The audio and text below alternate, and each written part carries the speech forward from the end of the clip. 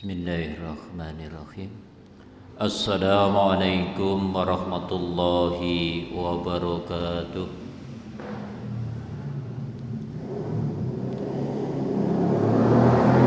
Innal hamdalillah nahmaduhu wa nasta'inuhu wa nastaghfiruh wa na'udzu billahi min shururi anfusina wa min sayyiati a'malina may yahdihillahu fala mudilla lahu wa may yudlilhu fala hadiyalah. Asyhadu an la ilaha illallah la syarika lah wa asyhadu anna Muhammadan abduhu wa rasuluhu la nabiyya ba'dah. Allahumma shalli wa sallim wa barik ala nabiyyina Muhammad wa ala alihi wa ashabihi ajma'in, amma ba'du. Saudara kaum muslimin muslimat rahimakumullah, mari pada kesempatan di malam hari ini kita panjatkan puji dan syukur kehadirat Allah Subhanahu wa ta'ala, karena di malam hari ini kita masih diizinkan, diperkenankan oleh Allah bermuwajahah dalam rangka talabul ilmi, dan semoga amal kita di malam hari ini benar-benar dicatat oleh Allah termasuk amal yang soleh, amal yang mampu menjadi wasilah kita dimudahkan untuk memasuki surga Allah Subhanahu wa ta'ala. Amin ya rabbal alamin. Salawat berta salam semoga tetap tercurah limpahkan kepada junjungan kita Nabi besar Muhammad sallallahu alaihi wasallam. Beliau telah memberikan bimbingan, pendidikan, teladan yang baik kepada kita, yaitu berupa dinul haq, dinul Islam. Saudara kaum muslimin muslimat rahimakumullah, mari kita lanjutkan kembali kajian tafsir surat Al-Baqarah ayat 246 Surat Al-Baqarah ayat 246. A'udzu billahi minasy syaithanir rajim. Alam tara ilal mala'i min bani Israila min ba'di Musa idh qalu linabiyyin lahum ba'ath lana malikan nuqatil fi sabilillah. Qala hal 'asaytum in kutiba 'alaykumul qitalu alla tuqatilu. Qalu wa ma lana alla nuqatila fi sabilillahi wa qad ukhrijna min diyarina wa abnaina. فَلَمَّا كُتِبَ عَلَيْهِمُ الْقِتَالُ تَوَلَّوْا إِلَّا قَلِيلًا مِّنْهُمْ وَاللَّهُ عَلِيمٌ بِالظَّالِمِينَ.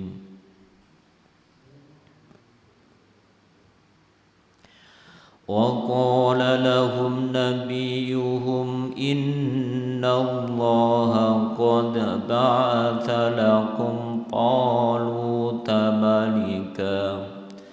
قَالُوا أَنَّىٰ يَكُونُ لَهُ الْمُلْكُ عَلَيْنَا وَنَحْنُ أَحَقُّ بِالْمُلْكِ مِنْهُ وَلَمْ يُؤْتَ سَعَةً مِّنَ الْمَالِ.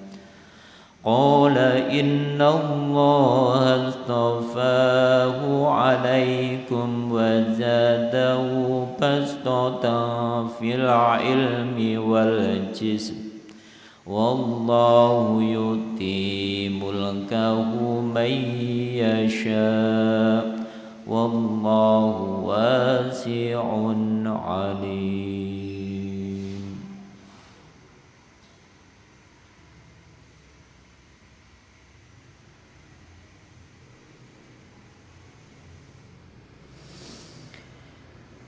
Alam tidakkah taro kamu memperhatikan ilal malai kepada pemuka-pemuka atau para pimpinan atau pembesar-pembesar negara mim Bani Israil, dari Bani Israil,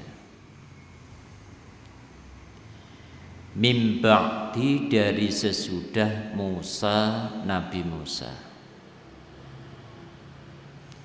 Ketika qalu, mereka berkata, mereka ini para pemuka,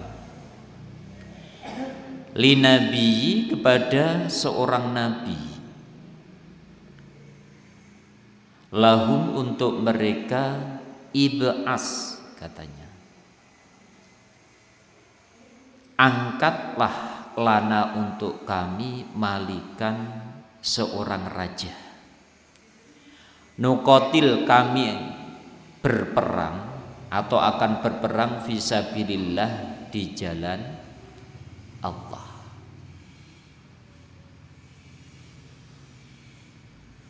Jadi pada ayat ini atau surat Al-Baqarah ayat 246 ini menceritakan tentang Bani Israel setelah Nabi Musa,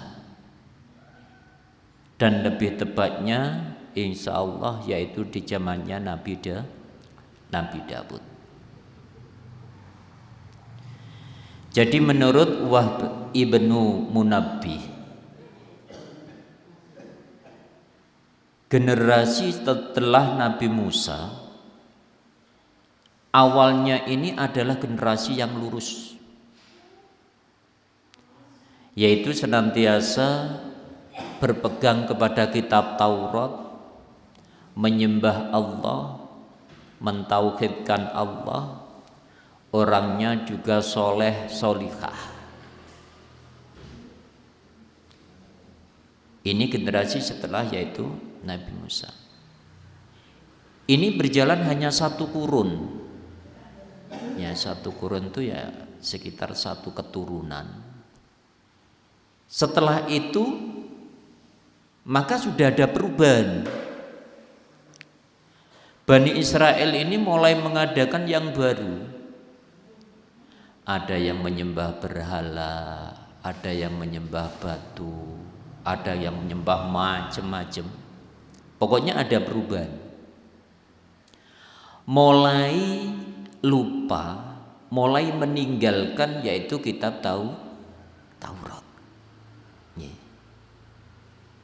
Nah pada saat itu karena masih banyak nabi-nabi yang diutus oleh Allah kepada Bani Israel, akhirnya nabi ini mengingatkan supaya kembali kepada tauhid kepada Allah, menyembah kepada Allah. Dari beberapa peringatan-peringatan Nabi, maka orang Bani Israel ini tidak ada yang menghiraukan. Jadi sedikit demi sedikit berkembang, akhirnya orang yang menyembah berhala atau menyekutukan Allah semakin lama semakin banyak. Setelah itu orang Bani Israel karena sudah melupakan kitab Taurat, banyak yang ditinggalkan, akhirnya banyak melakukan maksiat. Dan pada saat itu banyak musuh-musuh atas kuasa Allah mengincar orang-orang Bani Israel dan kekuasaannya. Akhirnya setiap perang orang Bani Israel ini kalah. Setiap perang itu kalah. Padahal sebelumnya di zaman Nabi Musa dan dikala masih yaitu berpegang kitab Taurat dan tabut. Tabut itu adalah kotak, sebuah kotak yang di situ ada perselisihan di antara pendapat para ulama. Ada yang isinya berupa papan yang kitab catatan untuk kitab Taurat. Di situ diisi yaitu tongkat Nabi Musa, tongkat Nabi Harun, dan di situ ada manna dan salwa. Di situ ada ketenangan. Jadi merupakan simbol kepemimpinan. Itu tabut, sebuah kotak selain kitab Taurat. Lah di zaman orang Bani Israel masih memegang kitab Taurat dan tabut itu senantiasa menang. Nah, setelah melupakan kitab Taurat, karena itu adalah sebagai tuntunan, bimbingan, dia melupakan kitab Taurat juga tabut. Suatu saat maka kitab Taurat ini dirampas oleh musuh juga, yaitu tabut, sebuah kotak itu. Simbol kepemimpinan, dan situ ada yaitu ketenangan. Akhirnya setiap berperang ini mesti kalah. Setiap berperang mesti kalah. Akhirnya banyak daerah-daerah yang dikuasai oleh musuh, banyak orang Bani Israel yang ditawan, baik laki-laki maupun perempuan. Sampai pada akhirnya kehabisan seorang nabi.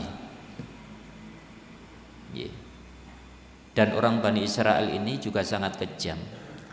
Ketika ada seorang nabi yang memerintahkan untuk menyembah kepada Allah, kalau tidak sesuai dengan keinginan hatinya, maka nabi itu pun dibunuh. Suatu saat kehabisan nabi, maka tidak ada seorang nabi yang memberi peringatan. Jadi orang Bani Israel ini dalam taraf dihinakan oleh Allah. Daerahnya banyak dikuasai oleh musuh, orang-orangnya banyak ditawan, baik laki-laki maupun perempuan. Akhirnya terutama dari keturunan Lewi ini yang senantiasa menurunkan yaitu seorang nabi. Itu dari keturunan Lewi yang biasanya menurunkan, dan ini termasuk keturunan dari Nabi Ibrahim, Nabi Ishak, juga Nabi Yakub. Akhirnya setelah berperang beberapa ratus tahun, beberapa tahun, akhirnya semuanya terkalahkan. Akhirnya orang-orang Bani Israel, para pemuka orang Bani Israel mulai sadar. Mulai sadar. Saat itu hanya tertinggal seorang wanita dari Lewi yang pada saat itu hamil.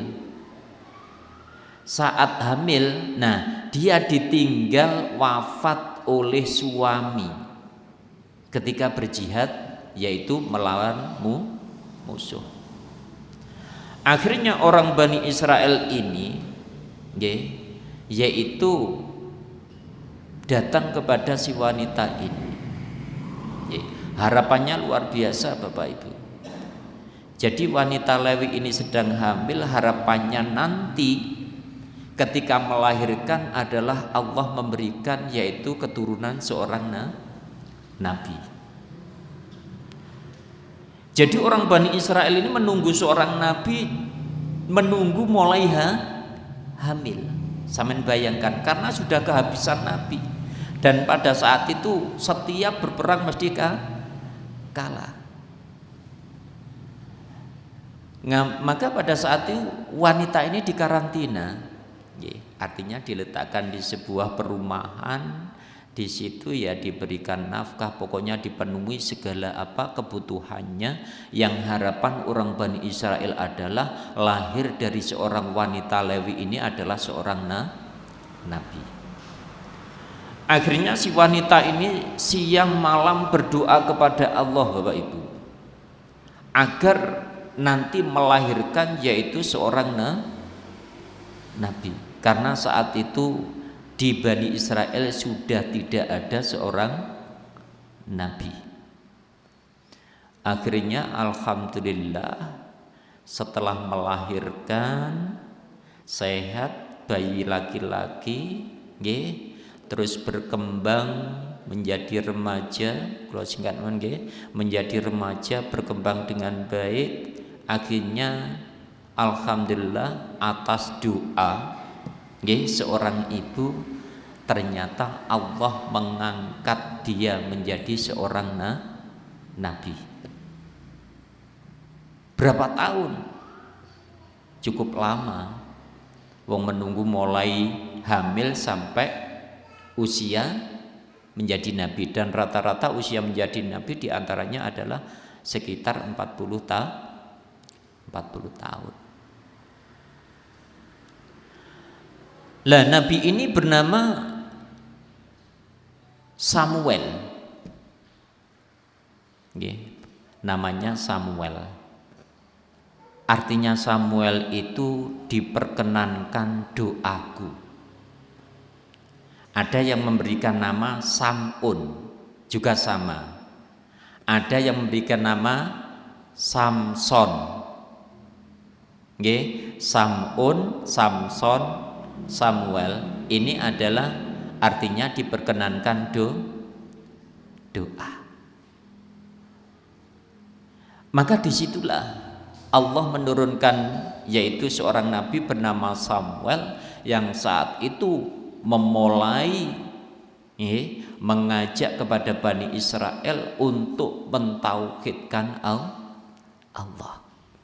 Padahal pada saat itu keadaan Bani Israel ini rusaknya sudah luar biasa, karena sudah beratus-ratus tahun sudah tidak ada seorang nabi, tidak ada yang memberikan peringatan, sehingga orang Bani Israel ini bebas di dalam melakukan apapun yang diinginkan.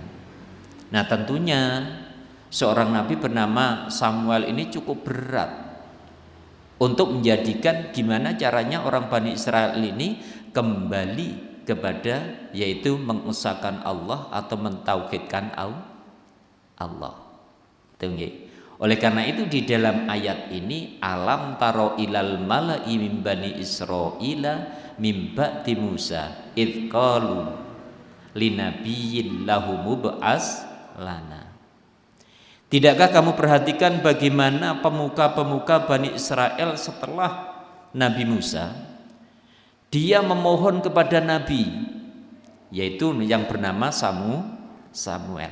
Apa permintaannya? Ib'as lana, ya Nabi, angkatlah untuk kami yaitu apa? Malikan, seorang raja. Karena saat itu rajanya meninggal, yaitu kalah perang. Karena kalau tidak ada raja, tidak ada seorang pemimpin, maka tidak ada yang mengomando. Secara otomatis kalau berperang tidak ada komando di dalam peperangan. Jadi mesti akan mengalami kekalahan. Maka butuh pemimpin, seorang raja yang tujuannya nanti adalah untuk meraih kembali daerah-daerah yang pernah diduduki, yang pernah dikalahkan oleh musuh-musuh Bani Israel. Nah, maunya Bani Israel direbut kembali. Itu apa janjinya orang Bani Israel kepada Nabi itu? Lahumu ba'as lana malikan, ya Nabi, angkatlah untuk kami seorang raja, nuqatil fi sabilillah, kami akan berperang di jalan Allah bersama dia, yaitu seorang raja. Ini janjinya. Orang itu Bapak Ibu kalau sudah artinya dihinakan oleh Allah dan sudah menjadi orang yang hina, merasa dirinya tidak mampu, biasanya kadang-kadang sering berjanji, tapi itu hanyalah yaitu nafsu. Nggih. Lek kula bandingaken ngeten, Kalau ada misalnya orang itu misalnya ekonomi yang sudah turun drastis sampai setiap usaha itu kayaknya nggak bisa bangkit. Akhirnya kadang-kadang dia pun berkata, ya Allah, kalau Engkau memberikan aku kekayaan maka aku akan beribadah kepadamu tidak pernah henti. Begitu dibangkitkan oleh Allah, ekonominya dibangkitkan, begitu menjadi orang yang sukses, maka seringkali melupakan janjinya kepada Allah, kembali sebagaimana semula. Hartanya sudah banyak, ekonominya misalnya sudah maju, mulai berkembang dan sudah mulai melupakan janjinya. Makanya rata-rata manusia itu kalau sudah turun, ini kadang-kadang sering berjanji tapi tidak pernah tepat.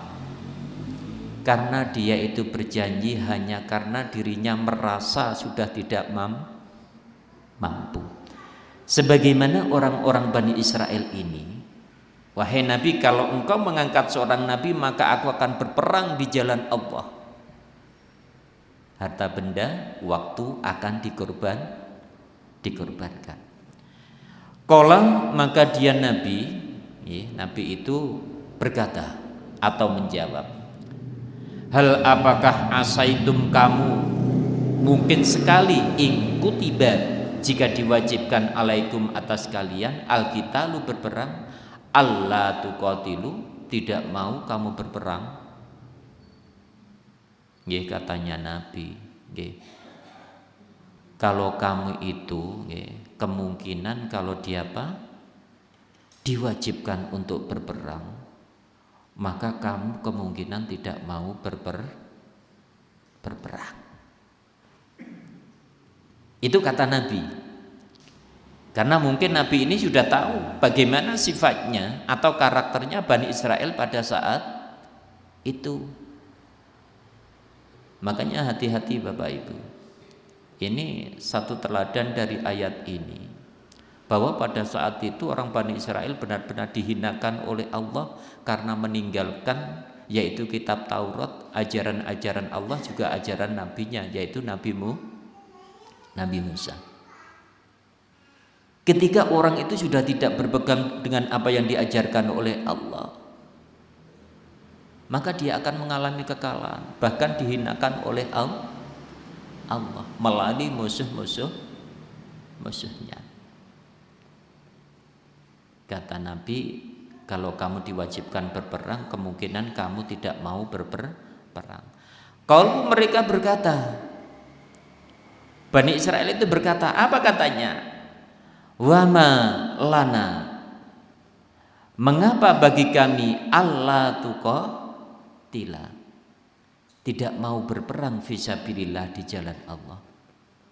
Loh ya Nabi, kenapa kok saya tidak mau berperang? Tadi kan sudah diduga oleh nabinya bahwa seandainya kamu diwajibkan untuk perang, maka kamu tidak mau berperang. Jawabnya, loh kenapa saya tidak mau berperang di jalan Allah? Alasannya begini, waqad, dan sesungguhnya ukhrijna, kami telah diusir min diyarina, dari kampung halaman kami, wa abnaina, dan anak-anak kami. Ini alasan. Loh kenapa kami tidak mau berperang? Sungguh kami telah diusir dari musuh itu, yaitu dari kampung kami. Tidak mungkin tidak mau perang. Artinya dia menjawab, wis pasti kami mau berperang. Kalau seandainya itu ada seorang raja yang memimpin di dalam peperangan. Ini janjinya pemuka-pemuka Bani Israel, juga orang Bani Israel. Nah setelah itu, falamma, maka tatkala kutiba diwajibkan alaihim atas mereka alqitalu perang, tawallau, mereka berpaling. Sebelum ada perintah perang dia memohon perang. memohon untuk diangkat seorang raja, setelah itu dia menggebu-gebu untuk berperang, untuk mengalahkan musuhnya dengan alasan karena dia sudah diusir dari kampung halamannya, juga anak keturunannya. Bukan hanya diusir, tapi ditindas, harta bendanya diambil. Tapi begitu Allah menurunkan seorang raja, setelah itu ada perintah dari Allah, perintah untuk berperang, maka dia tawallau, dia berpaling. Ini Bapak Ibu, orang itu kalau sudah merasa dirinya enak, dikembalikan oleh Allah nikmatnya, seringkali manusia itu lupa akan syukur kepada Allah, lupa akan kewajiban kepada Allah. Oleh karena itu kembali pada ayat ini, kalau seandainya kita sudah bermunajat kepada Allah, berdoa kepada Allah, berjanji kepada Allah, kalau Allah sudah mengabulkan, jangan pernah lupa dengan doa yang telah dikabulkan oleh Allah. Tapi kalau lupa, maka tunggulah saat-saat kehancuran. Karena Allah sudah mengabulkan sesuai dengan permintaan seorang hamba. Dan tentu konsekuensinya ketika kita berdoa harus memenuhi seluruh apa yang telah diperintahkan oleh Allah. Pernahkah panjenengan berdoa setelah itu dikabulkan oleh Allah, merasa bahwa ini adalah yaitu dikabulkan oleh Allah? Ini yang menjadi pelajaran bagi kita. Jangan seperti orang Bani Israel. Begitu dikembalikan, mulai ada tanda-tanda agak bangkit, negaranya mulai bangkit lagi, rakyatnya mulai bangkit, diperintah perang tawallau. Mereka enggan, mereka berpaling, mereka menolak. Bahasa mriki mbulet, nek dijak perang bulet. Padahal perang di jalan Allah itu adalah jihad fisabilillah. Bila mana kita ikhlas, matinya adalah mati syahid. Pahala syahid itu tidak ada yang nungkuli pahala selainnya, paling tinggi. Karena orang mati syahid nanti masuk surga tanpa hisab. Tanpa hisab orang mati syahid itu. Tapi tidak setiap orang yang berperang di jalan Allah itu mati syahid. Nanti dilihat lagi niatnya untuk apa. Mungkin yang kapan itu sudah saya katakan, di antara orang-orang yang kepingin menjadi pahlawan ketika berperang, maka itu bukanlah termasuk orang-orang yang mati syahid.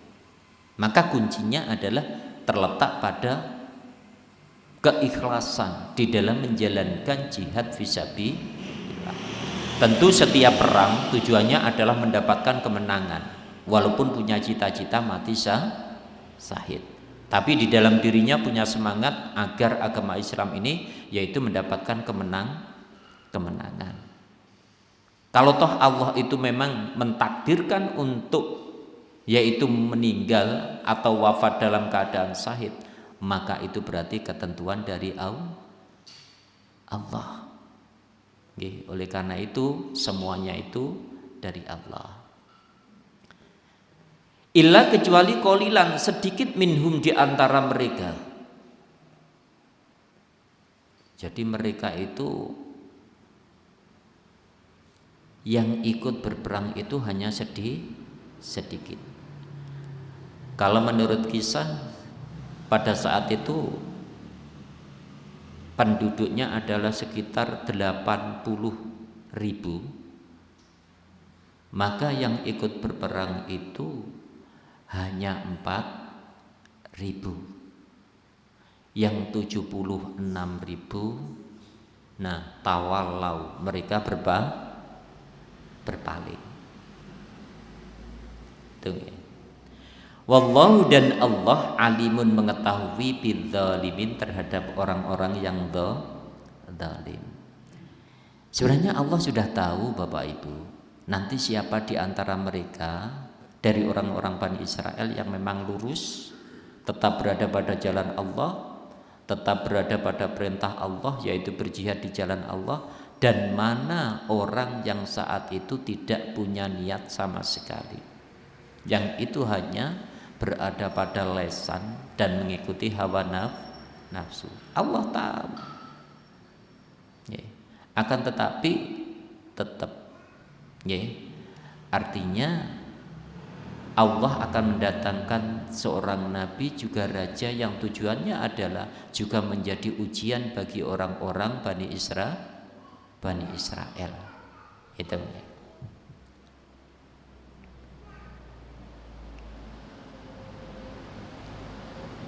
Waqala, dan berkata lahum, kepada mereka, nabiyuhum, nabi mereka, yaitu nabi yang bernama Samuel, innallaha, sesungguhnya Allah, qad, sungguh, ba'asa, dia telah mengangkat, lakum, bagi kalian, Toluta, raja Tolut, malikan, sebagai raja. Setelah itu, tentunya ini adalah petunjuk dari Allah melalui nabinya. Maka saat itu diangkatlah, yaitu seorang raja yang bernama Tolut. Padahal sebelum ada raja, dia kan sudah meminta, ya Nabi, angkatlah seorang raja, kami akan berperang di jalan Allah. Tapi begitu diangkat oleh Allah melalui nabinya, seorang raja yang bernama Tolut, maka qalu, mereka berkata, anna, apakah patut, yakunu, jadilah dia, lahu, baginya, al-mulku, yaitu seorang raja atau kerajaan, alaina, atas kami, wanahnu, dan kami, ahakku, lebih berhak, bil mulki, dengan pemerintahan atau kerajaan. Setelah diangkatnya seorang raja bernama Tolut, orang Bani Israel ini jik rewel Bapak Ibu. Loh, kok Tolut, lek cara bahasa jenengan niku ngoten nggih. Loh, kok Tolut? Nggih. Apa pantes Tolut iku dadi raja? Kalau dijelaskan di dalam sebuah riwayat, Tolut ini ada yang mengatakan dia adalah seorang prajurit biasa Bapak Ibu, prajurit biasa, duka pangkate nopo. Ada yang mengatakan dia adalah orang yang biasanya mengangkat air. Ada yang mengatakan orang biasanya menyamak kulit. Tapi yang lebih banyak adalah bahwa Tolut ini adalah seorang prajurit biasa.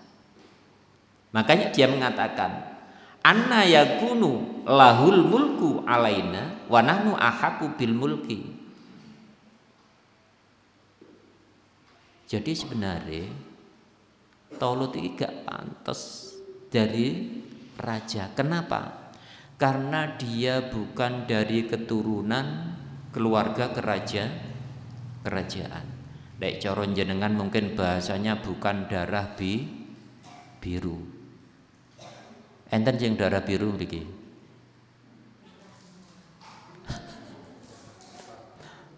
Beni enten yang darah biru, mergo darah biru itu darah walan. Darah biru niku maksudnya darah kerajaan, Bapak Ibu nggih. Tadi pembesar. Sedangkan Tolut itu berangkat dari orang biasa, seorang prajurit, orang biasa. Maka orang Bani Israel mengatakan, sebenarnya kami ini lebih berhak daripada Tolut. Ya gak pantaslah Tolut dadi raja. Artinya apa? Dia bukan dari keturunan kerajaan. Nah, keturunan kerajaan pada saat itu adalah keturunan Yahuza. Jadi yang menjadi raja itu harus keturunan Yahuza. Kalau itu tidak bisa. Maka saat itu menjadi pertentangan. Sebelum ada seorang raja dia memohon agar diangkat seorang raja, begitu Allah mengangkat seorang raja, menganggap tidak punya napa nggih kompeten. Keturunannya ya gak cocok. Mosok prajurit biasa kok dadi raja. Makanya orang Bani Israil mengatakan wana akhaku bil mulki minhu. Aku iki luwih pantas dibanding Talut. Terus alasan kedua, walam yuta, dan tidak diberi saatan cukup minal mal, dari kekayaan. Lek cara bahasane jenengan sing lebih rondok kasar, miskin utawa melarat lek nemen.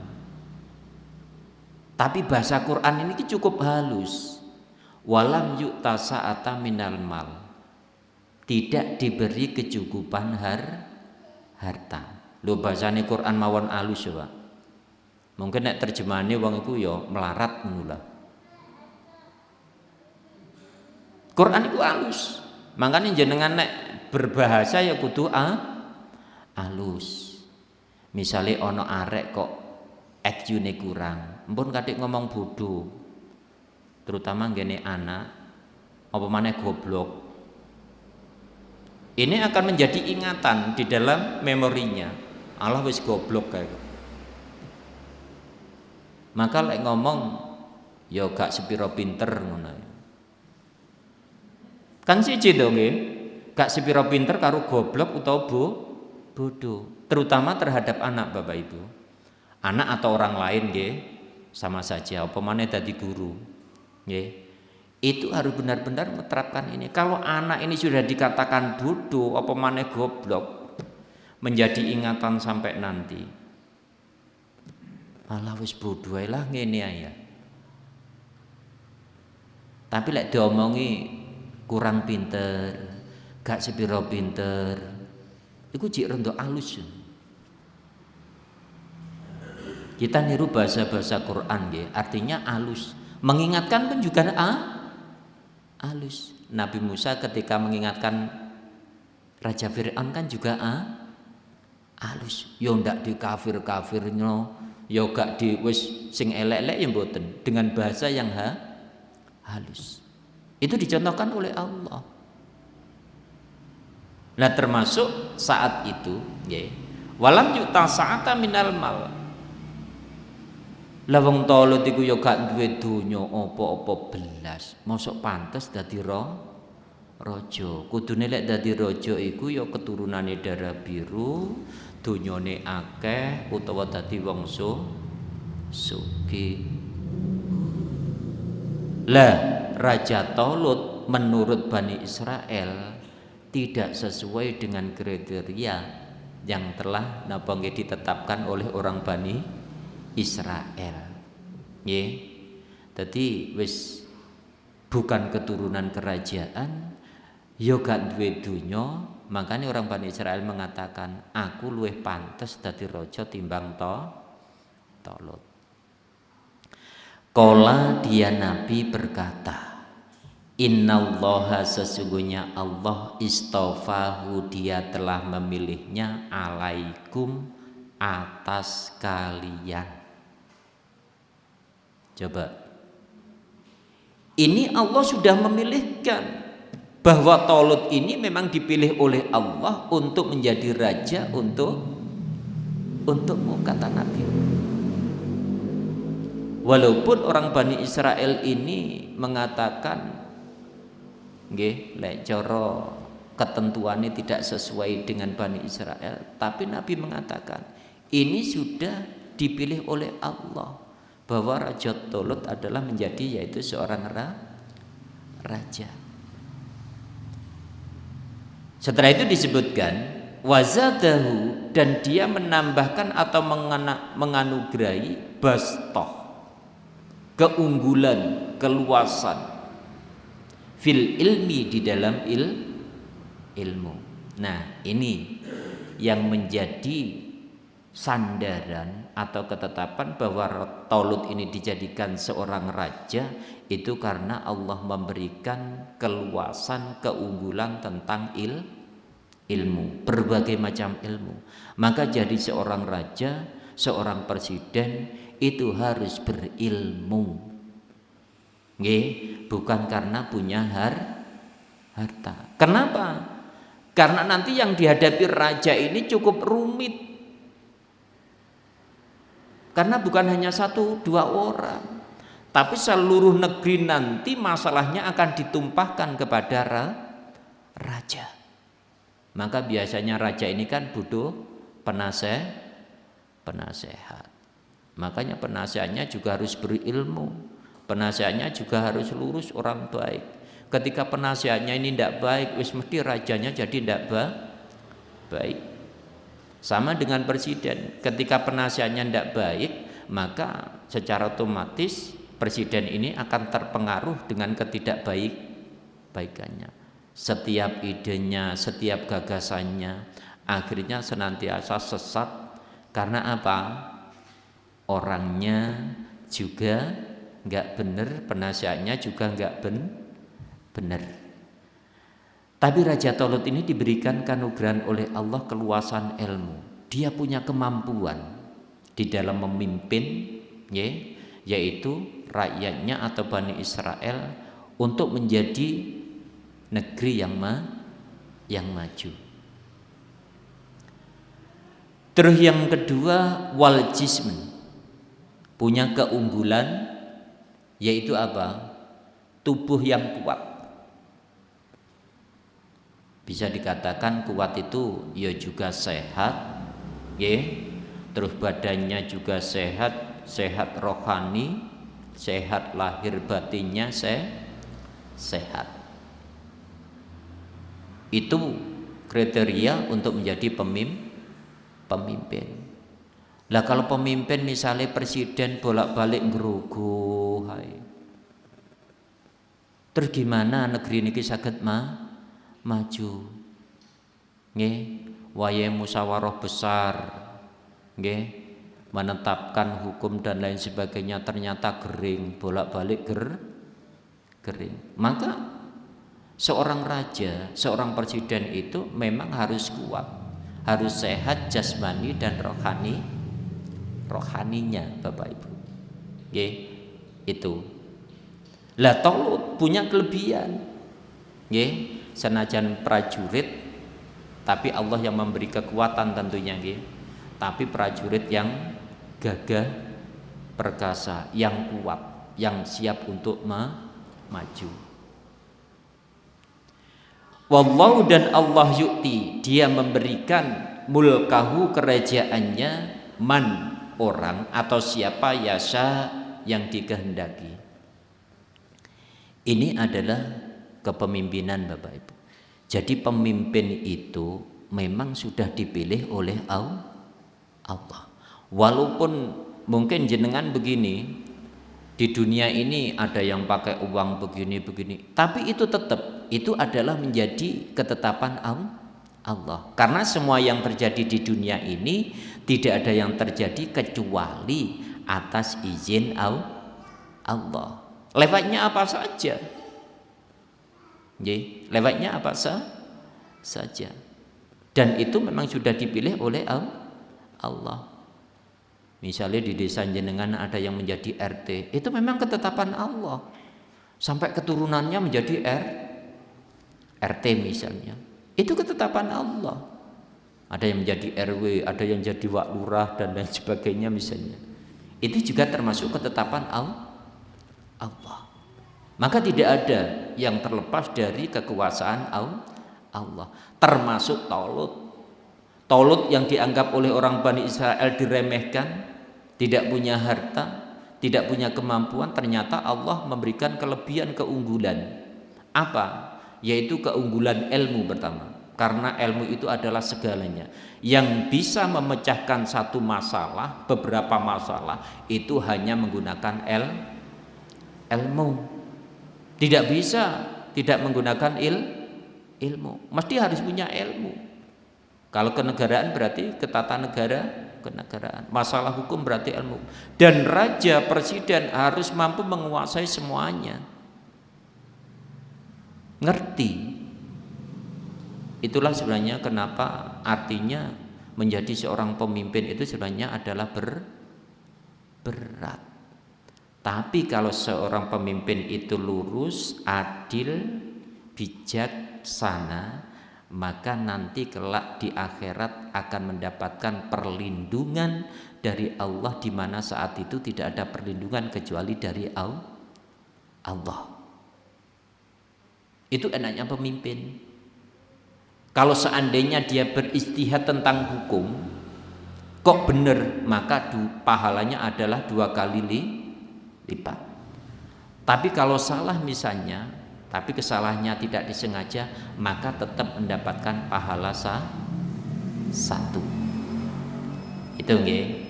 Itu adalah yaitu menjadi seorang pemimpin. Oleh karena itu kita harus, artinya kalau menentukan seorang pemimpin tentu harus sesuai dengan kriteria ini. Pertama, keunggulan ilmu, menguasai tentang ilmu. Kalau masalah negara berarti kenegaraan dan lain sebagainya, supaya mampu memecahkan setiap masalah yang dihadapi oleh rakyatnya. Yang kedua juga sehat jasmani rohaninya. Kalau bisa jangkep. Ngapunten. Misalnya ada orang itu tidak bisa melihat. Nah ini kalau kriteria secara lahir kan kurang memenuhi syarat. Wong jadi pemimpin kalau tidak bisa melihat itu paling nanti nonton misalnya. Itu juga repot. Kalau bisa adalah bisa melihat, bisa mendengar dan lain sebagainya. Agar apa? Sempurna ketika artinya melaksanakan tugas-tugas kenegaraan ini benar-benar mampu. Bisa bayangkan kalau seandainya jenengan punya seorang presiden misalnya nggak bisa melihat misalnya, terus mau ke sana sak duduk saja leren, nah itu kan juga merepotkan. Oleh karena itu, kalau bisa maka sempurna semuanya. Insya Allah dengan petunjuk Allah maka dia akan menyelesaikan yang menjadi masalah, yaitu masyarakat. Wallahu, dan Allah wasi'un, maha luas, alim juga maha mengetahui. Jadi maha luas yaitu pemberiannya. Siapapun yang dikehendaki, walaupun itu masyarakat tidak setuju, tapi kalau Allah sudah menetapkan maka secara otomatis insya Allah dia akan menjadi orang-orang atau menjadi raja dan memang ditetapkan oleh Allah. Itulah Bapak Ibu, insya Allah dengan 2 ayat ini kita sudah punya pandangan. Suatu saat bila mana mengangkat seorang pemimpin, kenalilah kalau bisa dengan baik sifatnya dan lain sebagainya, agar kita ketika mengangkat seorang pemimpin ini benar-benar tahu apa keunggulannya, sehingga ketika kita mengangkatnya ini pas dan orang yang diberi kemampuan oleh Allah untuk menyelesaikan setiap masalah yang dihadapi oleh yaitu rakyatnya atau masyarakatnya. Termasuk dalam hal ini adalah Raja Talut. Dan insya Allah cekap ngapunten mangke setelah sholat isya kula langsung pamit Masalahnya nanti setelah isya kula harus ngisi ten gene Jogoroto Jadi insya Allah mantun sholat isya kula tak langsung ten kene Jogoroto. Ngeten nggih. Kula kinten cekap monggo kita akhiri kanthi waosan alhamdulillah sareng-sareng. Alhamdulillahirabbil alamin. Wassalamualaikum warahmatullahi wabarakatuh.